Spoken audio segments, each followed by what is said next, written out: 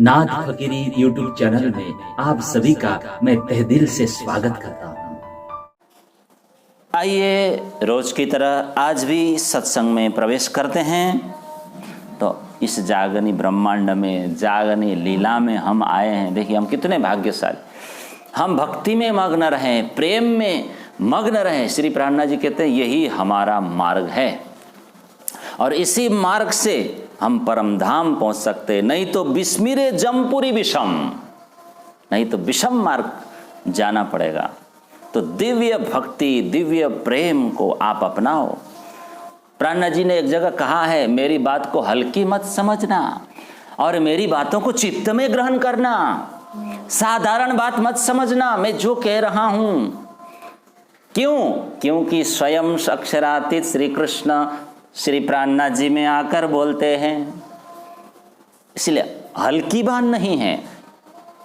धनी कहावत अपनी जान, ये जो वाणी है ये धनी की है। विनम्र भाव से महामती कह रहे हैं, हे मेरे प्यारे सुंदर साथ जी, वाणी के ऊपर खूब ध्यान देना। ये मेरी बात नहीं है।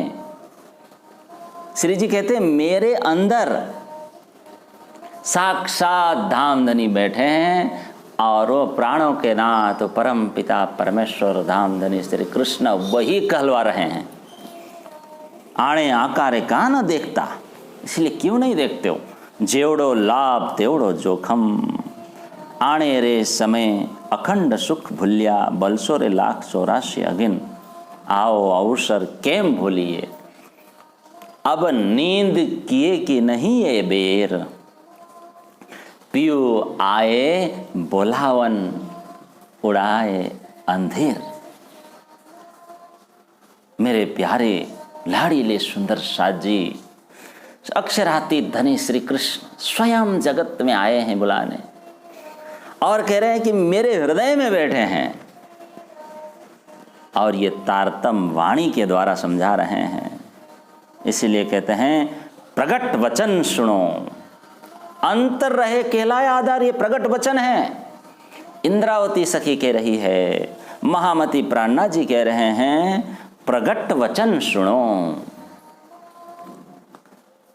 और एक जगह कहा है कि मुझे तो धनी के एक वचन भी कहना नहीं आता, एक वचन भी। जैसे मूर्ति में प्राण प्रतिष्ठा की जाती है, उसी प्रकार धनी ने, श्री जी कहते हैं, मेरे शरीर में आकर प्रतिष्ठित होकर, मेरे आत्मा में, मेरे दिल में बैठकर ये वाणी कहने की शोभा दी। बोलो प्राणनाथ प्यारे की। तो नश्वर शरीर को शोभा प्राप्त हुई। श्री जी कहते हैं स्वयं धनी वाणी कहलवा रहे हैं। कितने महान वाणी है ये।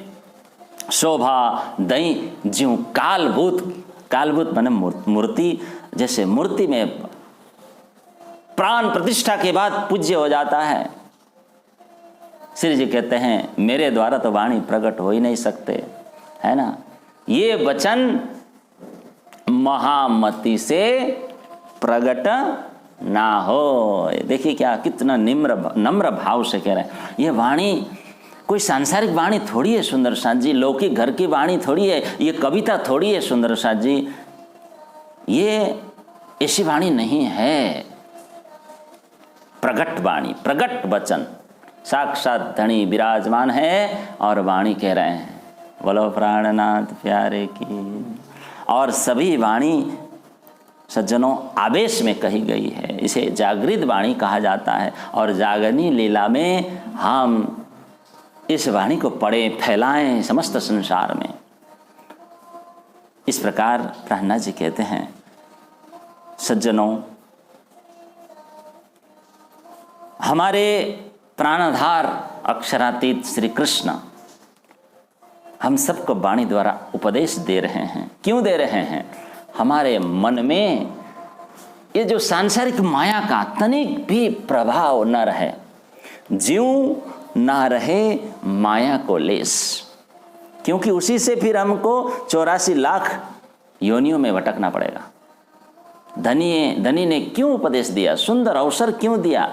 इसीलिए दिया। इसलिए इस सुंदर अवसर को क्यों भूलिए, आज से मत खो, व्यर्थ मत जाने दो।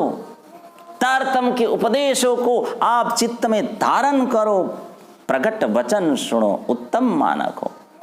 और भीतर छाई हुई अज्ञानता को, नींद को, अधर्म को, पाप को मिटाना है। और क्या करना है?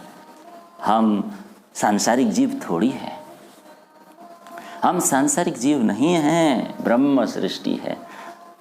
हमें तो मायावी सुखों की कोई आवश्यकता नहीं, उसे हम सर्वस्व नहीं समझें।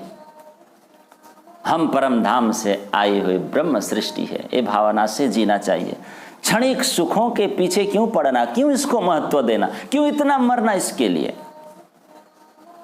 सुंदर साथ जी, तारतम वाणी, इसका सत्संग, इसका अमृत रस यही है। हम माया के बीच से छुटकारा पाएं, स्वयं को उबारें, ये महामती का कहना है।